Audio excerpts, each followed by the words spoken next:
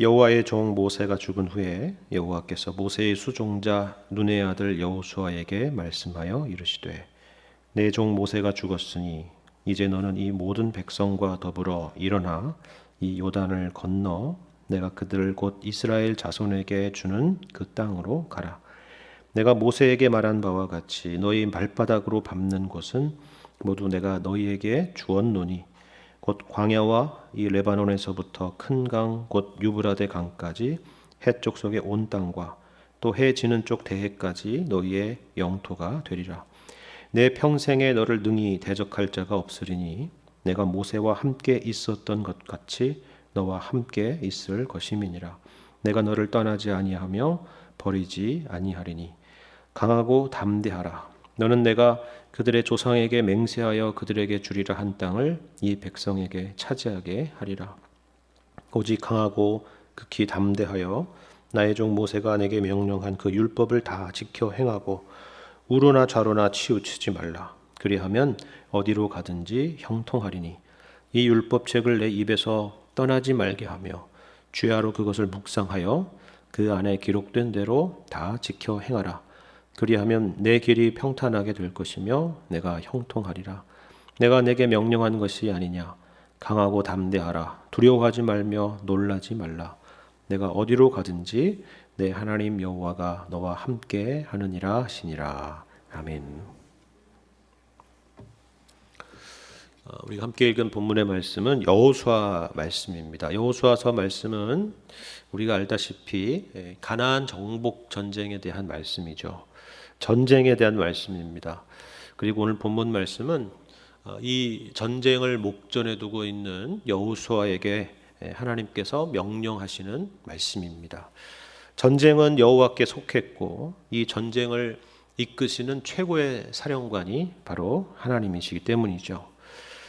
그렇다면 우리 생각에는 어떤 명령을 하실 것이다 라고 생각을 하십니까? 이 전쟁을 어떻게 수행해 나갈 것인가? 이런 말씀을 하실 것이다 생각을 하죠. 예를 들면 어느 지파는 어느 방향으로 공략을 하고 또 어느 지파들은 어떤 방식으로 공격을 하라라는 식의 명령을 생각할 것입니다. 하지만 보신 것처럼 그런 내용은 하나도 찾아볼 수가 없습니다. 그냥 이 말씀만 뚝 떼어놓고 보면은 이게 정말 전쟁을 앞두고 있는 상황 가운데서 주신 명령인가 싶을 정도의 그런 말씀입니다.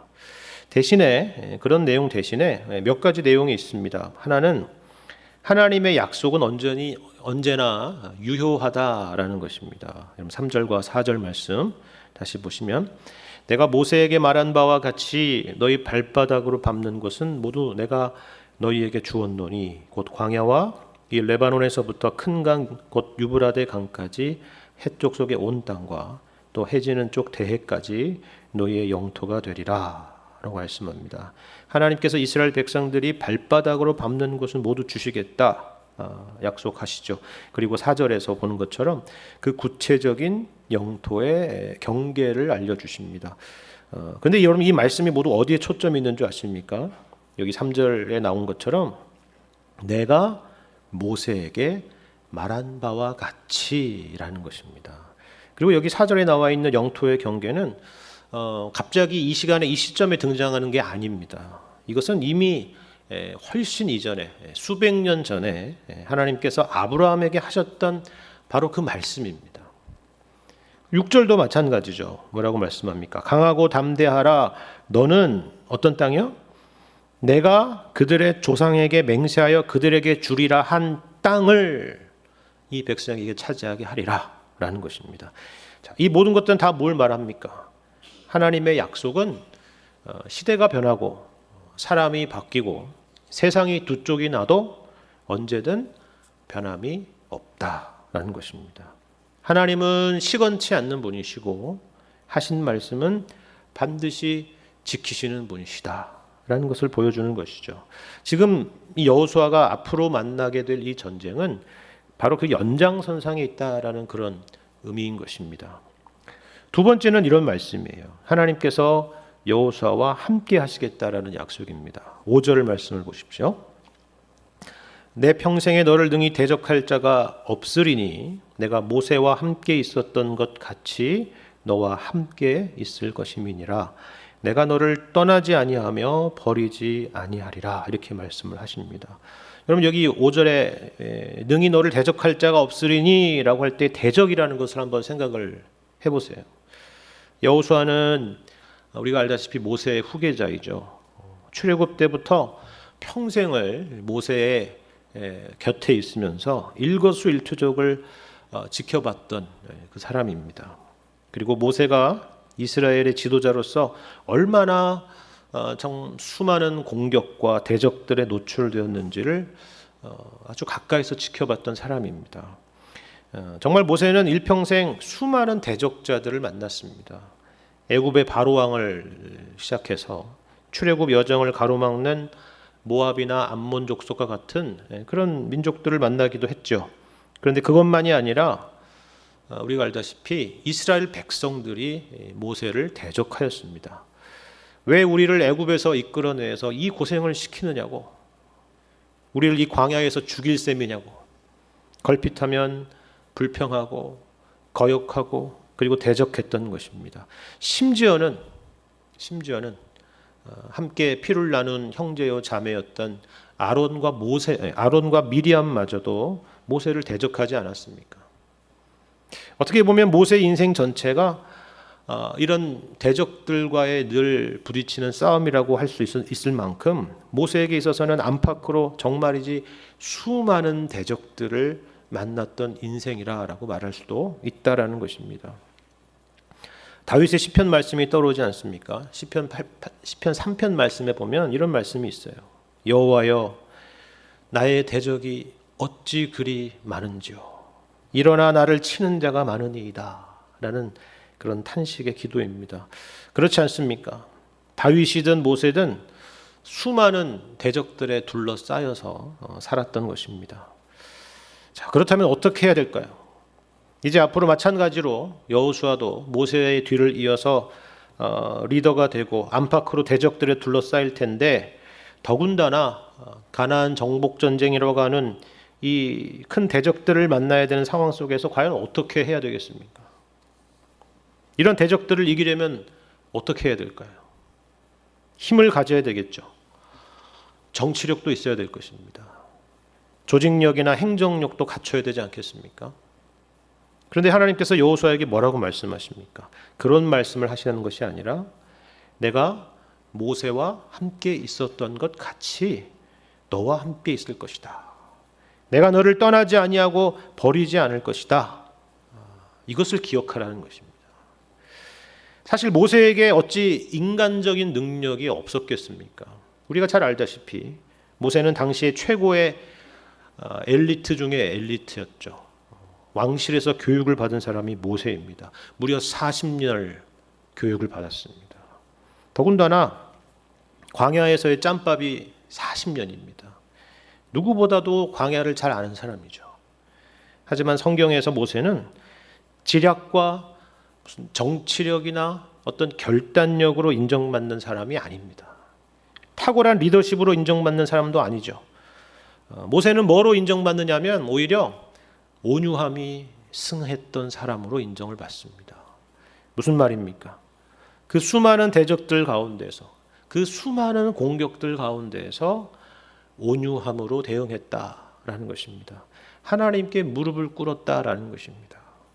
이것은 여러분이 성경을 보시면 분명히 확인할 수 있는 내용입니다. 모세는 서로 맞붙지 않았고 서로 대적하지 않았죠. 눈에는 눈, 이에는 이로 대응하지 않았습니다. 오히려 하나님께 엎드려서 그들을 불쌍히 여겨달라고 기도하는데, 이런 표현이 좀 그렇지만 결국 모세가 이겼습니다. 그렇죠. 왜 그렇습니까? 여기 5절에 나와 있는 말씀처럼 하나님께서 모세와 함께 계셨기 때문입니다. 그 하나님의 함께 하심이 이제는 여호수아 너에게 함께 할 것이다. 이렇게 약속을 하시는 것이죠. 이것이 바로 이기는 길이다라는 것입니다. 마지막 세 번째 강조점은요, 율법에 대한 순종입니다. 여러분 7절 보시기 바랍니다. 7절. 오직 강하고 극히 담대하여 나의 종 모세가 내게 명령한 그 율법을 다 지켜 행하고 우로나 좌로나 치우치지 말라. 그리하면 어디로 가든지 형통하리니 이 율법책을 내 입에서 떠나지 말게 하며 주야로 그것을 묵상하여 그 안에 기록된 대로 다 지켜 행하라. 그리하면 내 길이 평탄하게 될 것이며 내가 형통하리라 말씀합니다. 마찬가지죠. 여기 우리는 강하고 담대하라라는 이 명령이 전쟁을 앞둔 장수들에게 적합한 조언이라는 것은 우리는 잘 알고 있습니다. 그렇죠. 전쟁에서 아무리 좋은 무기를 가지고 있고 얼마나 많은 병력을 가지고 있다 할지라도 이 병사들의 마음이 강하지 않으면 우리가 우스갯말로 당나라 군대다 이런 말 하지 않습니까? 반대로 비록 아주 열세의 자원을 갖고 있다 할지라도 우리 이순신 장군의 명량해전처럼 필사즉생의 각오로 전쟁에 임한다면 대첩이 될 수도 있는 것입니다. 그런데 여러분 보십시오. 흥미롭지 않습니까? 강하고 담대하라 라고 하시는데 무엇을 위한 강하고 담대함입니까? 전쟁을 위한 담대함이 아니에요. 율법을 지켜 행하는 일에 대한 담대함입니다. 하나님의 말씀을 늘 묵상하고 말씀 가운데 살아가는 것에 대한 담대함입니다. 우리에겐 과연 이런 담대함이 있습니까? 말씀을 사모하고 그 말씀을 따라 살고자 하는 그런 담대함이 우리 가운데 있습니까? 이 율법책을 집에 책꽂이에 꽂아두라는 말씀이 아닙니다. 이 성경을 그저 핸드폰에 앱으로 깔아놓으라는 말씀도 아니에요. 이 율법책을 내 입에서 떠나지 말게 하고 그것을 묵상하고 그것을 지켜 행하라라는 것입니다. 무슨 말이에요? 말씀을, 이 율법책을 음식과 같이 씹고 삼키고 소화시키고 그것이 에너지가 되도록 해야 된다라는 말씀입니다. 그것을 위한 강하고 담대함입니다. 우리 생각에는 그걸 무슨 굳이 강하고 담대하라 할 필요가 있을까 이런 생각이 들죠. 그죠? 뭐 얼마든지 성경을 펴서 보면 되고 읽으면 되지 않나 그런 생각을 합니다.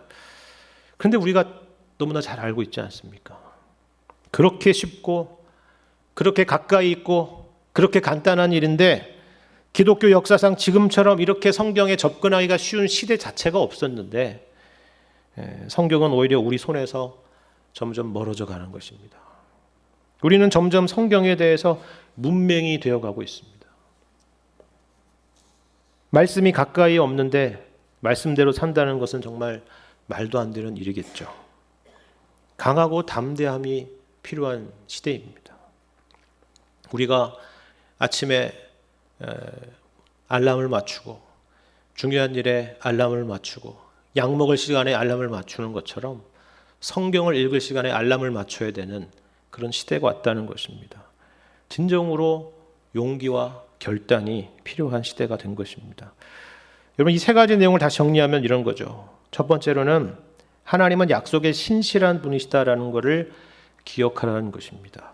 두 번째로는 하나님께서 여호수아와 함께 하시겠다라는 것이죠.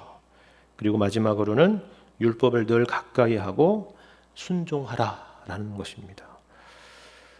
여러분 어떻습니까? 모두 처음 듣는 생소한 말씀인가요? 그렇지 않죠.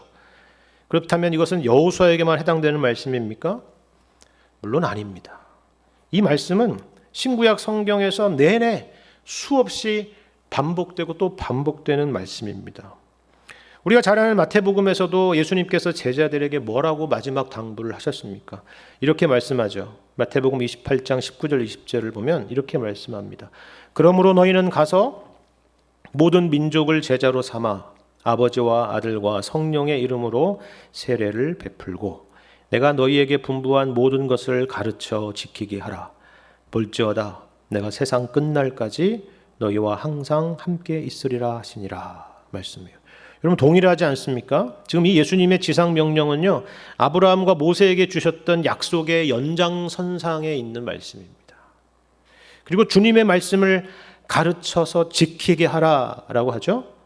그리고 세상 끝날까지 너희와 항상 함께 있으리라라고 약속을 하십니다. 모두 동일한 말씀이에요.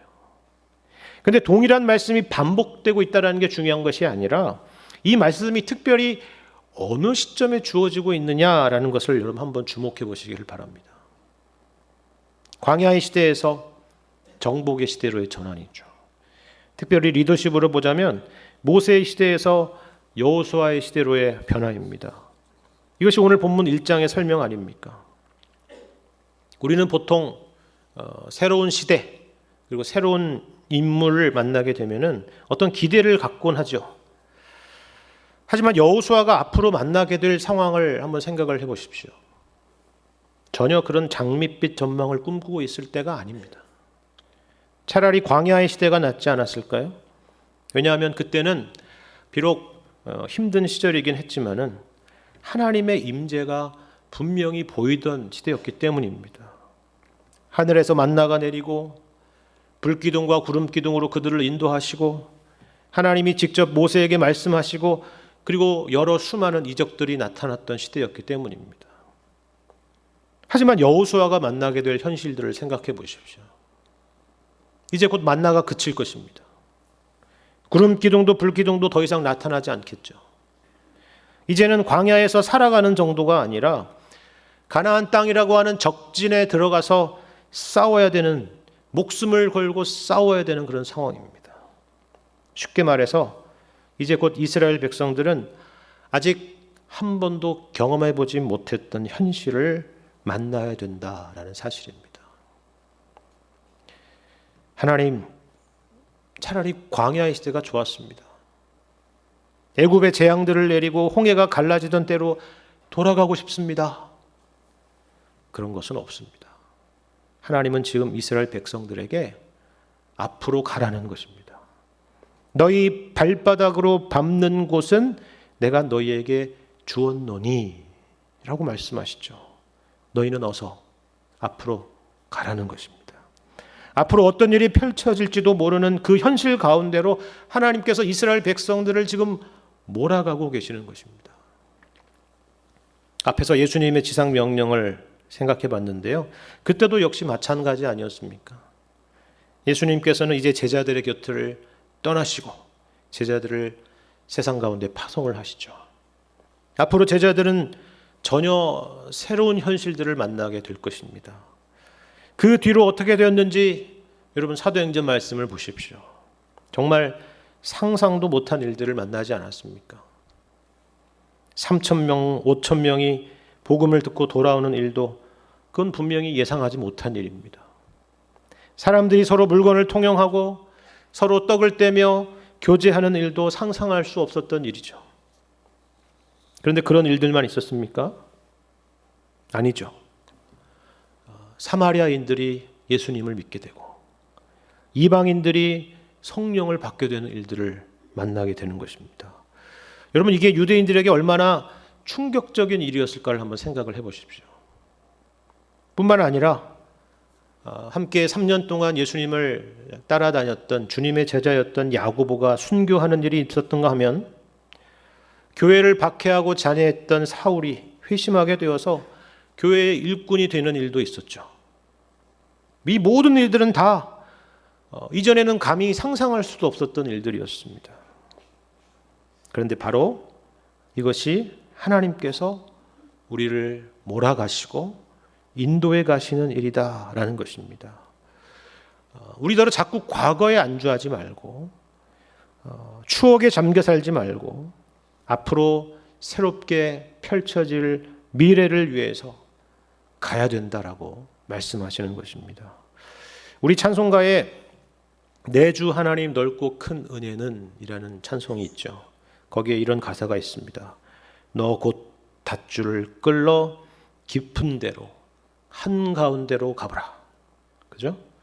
자 곧 내 노를 저 깊은 데로 가라. 저 망망한 바다로. 되게 멋있어 보이는 찬송이지만 우리의 현실에 이런 상황을 만난다면 망망한 바다로 가시겠습니까? 그렇죠. 그런데 하나님은 이렇게 우리를 몰아가신다는 것입니다. 그렇죠. 이것이 바로 하나님께서 우리를 이끌어 가시는 방식입니다. 2025년은 우리에게 누구나 처음 만나는 한 해입니다. 그렇죠. 2025년은 이제 더 이상 2024년이 아닙니다. 20세기도 아니에요. 하나님께서 우리 개인과 가정과 교회에 어떤 일들을 펼쳐내실지 우리는 알지를 못합니다. 때로는 놀랄만한 은혜를 경험할 수도 있겠죠. 그리고 때로는 우리가 이해할 수 없는 현실을 만나게 될 수도 있을 것입니다. 교회적으로 보자면 많은 사람들이 한국 교회의 미래에 대해서 어두운 전망들을 내놓는 시대입니다. 지난 가을 노회를 참석했는데요. 지난 가을 노회에서는 지난 10수년간의 데이터를 토대로 해서 우리 교단의 상황, 우리 교단의 교회 상황이 어떤지를 설명을 듣는 시간이 잠시 있었습니다. 어떤 내용이었을지 여러분도 말씀드리지 않아도 짐작하실 수 있을 것입니다. 앞으로 교회는 정말 어떻게 될까요? 정말 그 그래프의 곡선대로 갈까요? 반전이 있지는 않을까요? 물론 우리는 모릅니다. 우리가 그 미래를 어떻게 알겠습니까? 그런데 여러분 오늘 본문 말씀을 생각해 보십시오.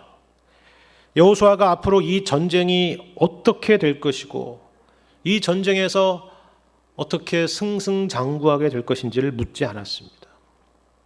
하나님께서도 그것을 말씀하시지 않으셨어요. 다만 나는 약속의 신실한 하나님이시라고, 내가 너와 함께 할 것이라고, 그리고 이 율법책을 항상 가까이 하고 지켜 행하라고 말씀하고 계시는 것입니다. 이 방법을 쓰면 네가 전쟁에서 승리하게 될 것이다 라는 것이 아니에요. 하나님의 말씀은 우리 인생의 성공의 도구나 수단이 아닙니다. 그리하면 어떻게 해요? 내 길이 평탄하게 될 것이며 내가 형통하리라 라고 말씀하시는 것입니다. 하나님의 관심은 전쟁에서 이기려는 것이 아닙니다.